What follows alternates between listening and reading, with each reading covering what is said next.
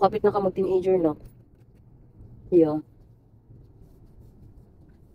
Hindi pa pwede mag-uyab-uyab ha? Bantay bitaw. Kasi mag-uyab-uyab na ka ba? Kaya, lain ka kayo, mag-uyab-uyab ka, tapos wala pa kayo trabaho. Kaya gani.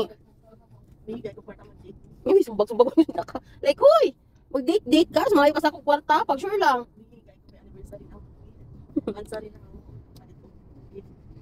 Kung mag-uyab-uyab man heartbeat, hindi pa na malikayan, no? Kailangan dalhin sa balay.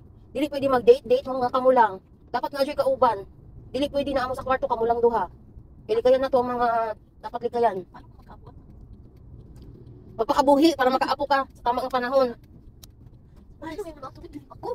Gani. Gaya na magkapa na. Kaapo pa. Isod kayo ang panahon doon. Wajud ka ibuhi sa mong anak. Wajud ka rapat ka ng mga teenager ka na mag-engage ano mga sex kay. Diyos ko.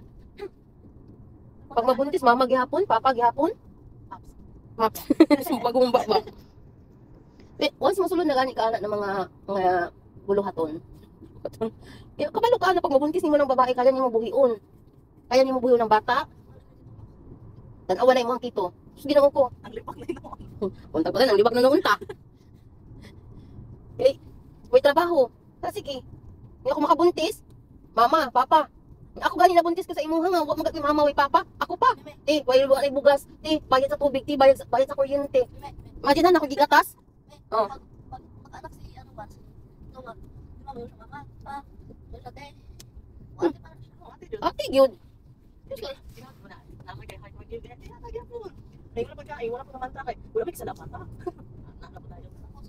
Wala mo gisala ang bata gud ba? Mauna ako ang ano. Nandamay sila inosente nga mga tao sa kalibutan. Hindi ikaw yung bubuhay kay wala sa laban. Ilahan nang gituyo. Umaga ko na nga yung panggatas ng heartbeat sa una. Tana sa mga hindi naka-experience. Wa gid ko na nga yung panggatas. Ako pinaghatag sila mga pagkaon sa ilahang bayad sa sigarilyo, bayad sa tubig, bayad sa tanan. Ako, wa jud ko gi wala na panggatas si heartbeat. Wala na diaper si heartbeat. Wa gyud. Pamasahe pa dulong hospital, ako pa. Ginoo. Sige daw. Pero kung hindi nyo kaya bitas matagaan nyo, kunin mo kapo. Mo na. Ako lang. Kaya magsalig man. Ako lang ako yung Nabitaw si Paps. Si Paps.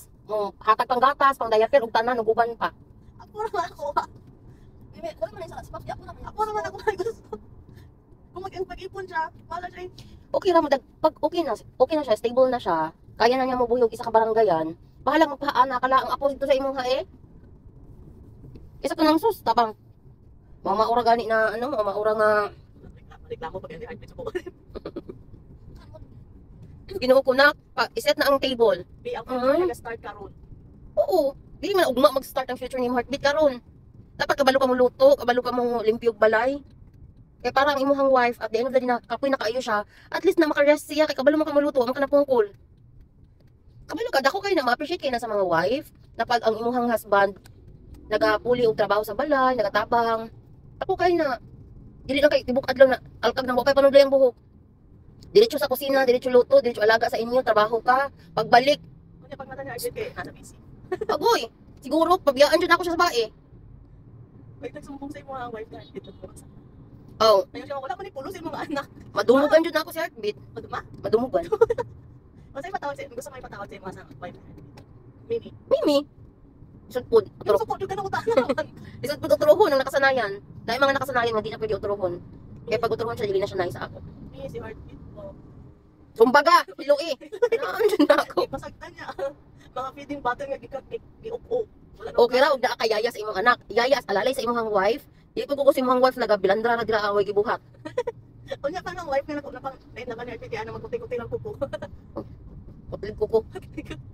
Ito ko banan mga ingon na wife gani. Anso dito sa imong anak, parang nakayaya. Wala problema. Pero kung working wife na siya, malipay pod ko.